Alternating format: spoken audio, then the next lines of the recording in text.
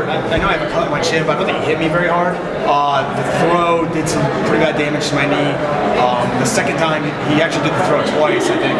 The second time, I was in more pain than the first time. Maybe, you know, my body was letting the adrenaline wear off a little bit. I don't feel like physically hurt.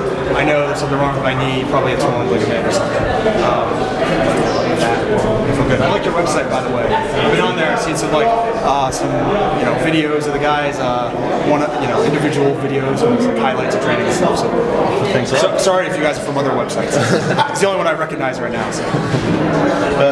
Considering that you felt the injury to the knee the second time, but did that in any way alter your game plan or your tactics during the match?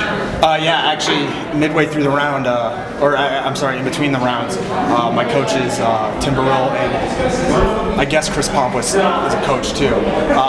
But they told me, throw the game plan out the window. You got to stand up with it, because otherwise, on the ground, I wasn't very mobile. Luckily he made a mistake. I was able to capitalize on it, and came away with a W. Tom, with the guillotine, it looked as if you were burning yourself out a little bit. Nope. What I was going to say is, were you surprised how long he held on before he tapped out, or was there something you just had to finish to secure it up? He did a good job defending at first. Been working on a new grip with the guillotine. After my last fight, I had Francis Carmont in some trouble trying to finish the guillotine, so I went back.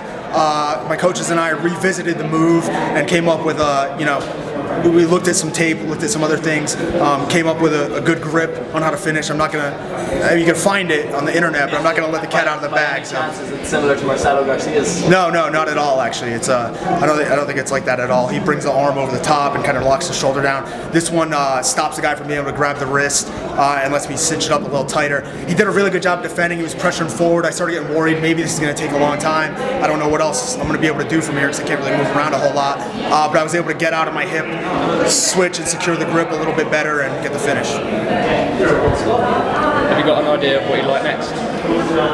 No, it'll probably be, I've had this injury before. I think it's an LCL or an MCL injury on the outside of my knee. I had that happen before.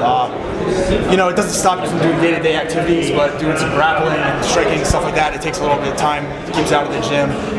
Hopefully, probably it'll be 6 months probably. So hopefully I'll be able to fight within that time.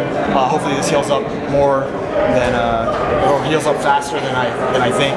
And hopefully I get in the cage again and get another win soon. I know you're a bit of a pro wrestling fan. You looking forward to WrestleMania? Alright, I had VIP tickets to WrestleMania, and I got a call about 2 months before this fight saying, I got a call, hey, do you want to fight in Sweden? And I was like, oh God, I knew exactly when the show was. I told one of my friends that I was going to go with, like, look, I bet you I get put on this show. And with how the UFC is now, you can't really say no to a fight to attend WrestleMania and see John Cena tear The Rock apart tomorrow night at 7 p.m. Eastern. So yeah, I'm kind of pissed that I'm not going. But this win and the fight makes it all better. So picking John Cena over The Rock? I think so. I think if there's a big swerve and somehow The Rock wins, my mind will be blown. So, okay.